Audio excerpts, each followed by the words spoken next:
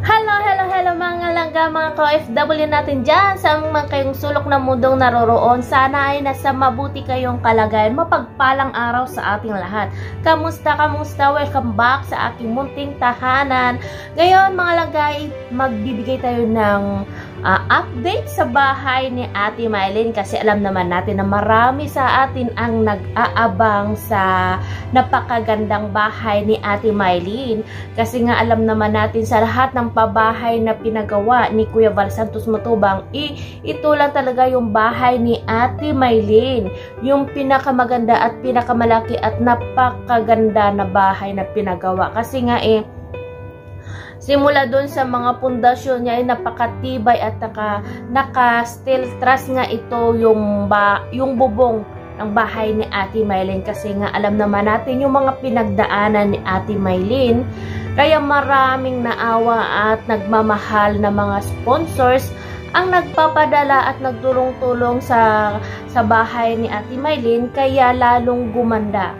Kasi nga gaya ng sabi ni Kuya Val Santos Matubang noon, na pinagawa talaga yung bahay na yan para forever kay Ate Mylene, kasi nga maliliit pa yung mga anak niya at para na rin yung hanggang lumaki yung mga anak niya matibay at maganda yung bahay na pinapagawa niya. Balikan lang natin yung unang nakita na ni Kuya Rab at ng Kalingap Team si Ate Mylene, diba? Nakakalungkot, nakakaawa yung sitwasyon nila. Kasi nga yung bahay nila nasa tabing kalsada lang, ilang ano na lang ng ihip ng hangin ay matutumba lang. Tapos nga lumakas yung ihip ng hangin, medyo nagslant na ulit yung bahay nila Ate Mylene. Walang magandang bubong, yung sa mga gilid yung dingding ang sira-sira na talaga, pero pinagtiyagaan nila kasi nga mag-isa na lang talaga itong mag-isa na lang itong naghahanap buhay si Ate Mylene. At katuwang niya nga dito yung panganay niya, anak niya, kasi nga yung asawa niya namatay na. Kaya mag-isang tinataguyod ni Ate Mylene ang kanyang mga pamilya, kanyang mga anak, para lang may makain sila sa pang-araw-araw. Kasi nga kahit nga na umuulan noon, naglalako o kumukuha pa si Ate Mylene ng pako para lang may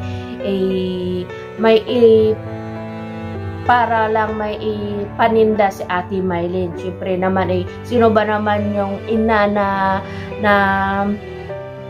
nakakayanang hindi makakain yung mga anak, diba? Kaya gagawa talaga ng paraan, lahat gagawin ng magulang para lang mapakain ng maayos ang kanyang mga anak. Kaya doon nga nakita natin si Ate Mylene na pinuntahan ni Kalingap Rab itong si Ate Mylene. Nakakaawa talaga at sobrang payat ni Ate Mylene, at saka yung sitwasyon ng bahay nila nakakaawa. Pero nga nang dahil nga sa tulong ni Kalingap Rab at ni Kuya Val Santos Matubang, syempre biglang nagbago yung buhay nila. Kung noon nga sira-sira yung bahay nila, ngayon napakaganda na. At pansamantala nga dinala doon sila sa apartment na bahay para lang may matuluyan. Kasi nga para naman safe sila, lalong-lalo na sa panahon ngayon na palaging umuulan at merong bagyo. Kaya doon nga inilipat sila doon sa bahay na yon ni Kalingap Rab para maging safety na rin sila. Yung binigyan ng mga gamit doon, mga kalampero, kahit na binibigyan pa sila ng allowance ito at mga groceries si Ate Mylene, pero hindi pa rin tumitigil talaga itong si Ate Mylene sa paglalako ng kanyang paninda. At marami na siyang iniisip na mga tinitinda niya. O, diba? Ang ganda na ng sitwasyon ni Ate Mylene noon. Hindi na siya makita mo na pag nakikita mo parang malulungkot talaga. Kasi nga nakakaawa yung sitwasyon ngayon, makikita mo panay talaga yung ngiti ni Ate Mylene.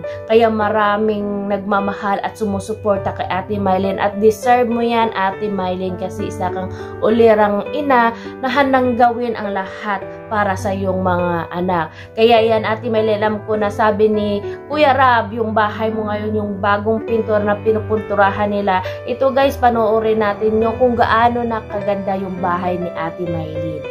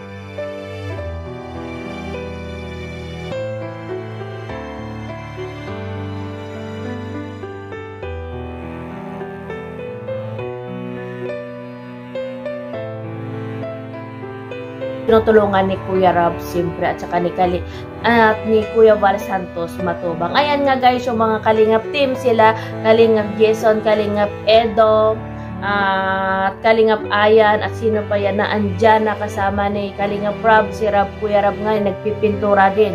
Salitan sila nagpipintura ng bahay ni Ate Mylene. Ayan Ate Mylene, sobrang ganda na ng bahay mo. Alam ko nakikita mo na kasi nga may cellphone na itong pangalan mo si Mark. At syempre, di ba sabi mo nga nakita mo, pero sa personal hindi mo pa nakita. Sigurado akong masayang-masaya ka na kasi nga napakaganda ng bahay mo kahit hindi pa tapos yung sa loob. Sa labas parang makita mo talaga na pangmayaman na talaga yung bahay mo. Kung noon yung bahay nyo sira-sira, ngayon blessings talaga, malaking blessings ang dumating sa buhay nyo mag-anak kasi deserve mo talaga kung anong meron ka ngayon kasi nga napakabait mong ina. At wala kang ibang iniisip kundi yung kapakanan lang ng iyong mga anak. Kahit yung sarili mo, hindi mo na iniisip yung talaga yung gusto mo mabigyan ng magandang kinabukasan yung mga anak mo. Kasi nga, di ba sabi mo gusto lang makatapos ng pag-aral yung mga anak mo. Kaya yan, Ate Mylene, hindi mo na problemahin yung bahay mo kasi napakaganda ng bahay mo. At sigurado ako paglilipat mo, katulad ka din yan kay Bina, na maraming mga gamit na ibibigay sa inyong mag-anak para wala ka ng problema na alalahanin pa. At maraming salamat doon sa mga sponsors na palaging nagbibigay at tumutulong kay Ate Mylene. Lalong-lalo na doon sa mga sponsors na nagpapadala palagi ng balikbayan box kay Ate Mylene, diba? Meron doon si Ma'am Apple nga ilang beses na nagpadala ng balikbayan box kay Ate Mylene. Dito nga nakaranga dinala nga si Missy at si Chris nga doon sa hospital kasi nga masama yung pakiramdam.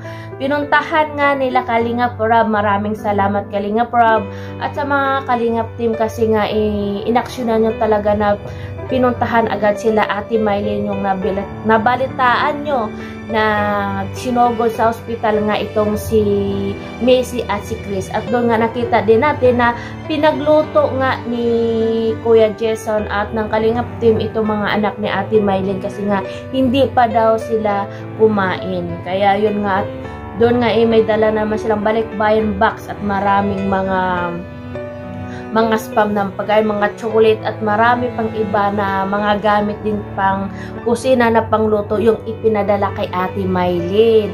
Kaya yun nga ginawa nila Kuya Jason, pinagluto nila at pinakain yung mga bata nga. Siyempre nga makikita mo sa mukha nila Lloyd at nila May na malungkot talaga sila Joker. Malungkot kasi nga hindi sila sanay na wala yung nanay nila. Buti na lang andyan yun si Mark na panganay na kuya nila na hindi sila iniiwan. Ito rin yung katuwang ni Ate Mylene, yung panganay niya sa pang-araw-araw nila na pamumuhay. At syempre pagtitinda din, sumasama din ito, tinutulungan niya si Ate Mylene. Doon nga nakita natin na ang daming nilabahan ni Mark na damit ng mga kapatid niya. Wala siyang magawa kasi nga wala si Ate Mylene, nasa ospital, kaya siya na lang yung naglalaba ng mga damit ng mga kapatid niya, diba? Napakabait na bata. Mahiyain lang si Mark, pero gustong-gusto niya talaga makatulong kay mama niya. At dito nga Ate Mylene, maraming blessings na dumating sa iyo, 'di ba? Alam ko na kahit maraming blessings nga, sabi mo, 'di ba? Gusto mo rin nga magpatulong kay Kuya Rob na mag-open ng bangko nga para na rin sa magkaipon kayo ng pera. Tama yung iniisip mo, Ate Mylene, kasi nga at sabi mo nga gusto mo maghanap buhay kasi nga hindi habang buhay may tumutulong sa iyo. Kaya believe ako sa iyo, Ate Mylene, kasi hindi ka umaasa sa mga taong tumutulong sa iyo at yung mga yung pera na pinapadala sa iyo na tulong hindi mo winawaldas, hindi mo binabaliwala. Sa katunayan iyon pang pinalalago. Binibili mo pa ng iba mong paninda. Binibili mo pa ng iba mong paninda para may paninda ka pang iba.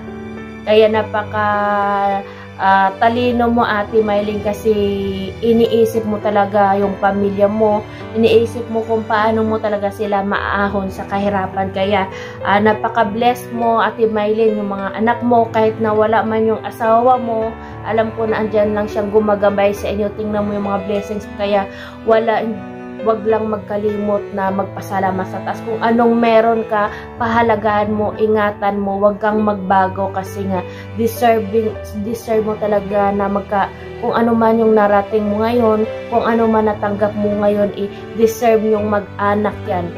Kasi nga napakabait mo at wala kang iniisip kundi yung pamilya mo talaga. At ngayon, 'di ba, basta magtiwala lang tayo, wag tayong magkalimot na manalangin sa taas, tiyak na kung ano man ang hinihiling natin, kahit matagal man, pero darating at darating din yan. Diba, Ate Mylene? Tingnan mo yung tingnan mo ngayon yung natatanggap mo, diba? Kung noon kasakit yung mga marami kang problema noon, pero ngayon, diba, maraming blessings na dumating sa'yo, maraming sumusuporta at nagmamahal sa'yo, hindi lang sa'yo, kundi sa mga anak mo. Tingnan mo ang daming mga balikbayan box na pinapadala sa iyo, ang daming damit, mga pagkain, mga groceries, magamit ng mga bata. Kaya hindi mo na problemahin pa kung ano yung pangangailangan ng iyong anak. At saludo ako sa iyo kasi nga napakasipag mo talaga, Ate Mylene. Kahit alam mo na may tumutulong sa iyo, pero hindi ka pa rin umaasa sa kanila. Kung may ipinapadala man sila sa inyo, yung mga sponsors, pinahahalagahan mo talaga. At nakikita natin na every time na pumupunta itong si Kalinga Prab, may binibigay talaga na pera na pandagdag sa pang-araw-araw nila, Ate Mylene.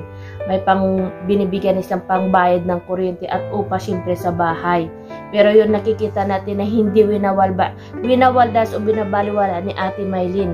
Bagkus ito ay tinitipon niya talaga at binibili ng kanyang paninda, dinadagdag niya yung puhunan sa kanyang paninda. Kaya saludo ako sa iyo, Ate Mylene, huwag kang magbago, matuto tayong magpasalamat at palagan yung mga natatanggap natin. Magpasalamat tayo sa mga taong nagmamahal at sumusuporta sa atin. Basta go lang, Ate Mylene, huwag pahinaan ng loob, manalangin lang tayo, at kung ano man hihilingin natin, kahit hindi darating agad, tiyak na dadarating yan. Basta maghintay lang tayo at magtiwala. Kaya maraming salamat, Ate Mylene. Basta go lang, wag lang susuko para sa iyong mga anak, kasi ikaw lang yung inaasahan ng mga anak. Balang araw may ibabalik din ng mga anak mo yung kung anong sakripisyo na ginawa mo para sa kanila pag nakatapos na sila ng pag-aaral. Kaya God bless us all. Maraming salamat, Kuya Val Santos Matubang, Kalingap Prab, Kalingap Team, yung mga sumasama lagi kay Kalingap Prab na nagpintura doon sa bahay ni Ate Mylene, sa mga taong walang sawang tumutulong sa mga taong nangangailangan, sa mga charity vloggers. More power, God bless, and ingat kayo lagi.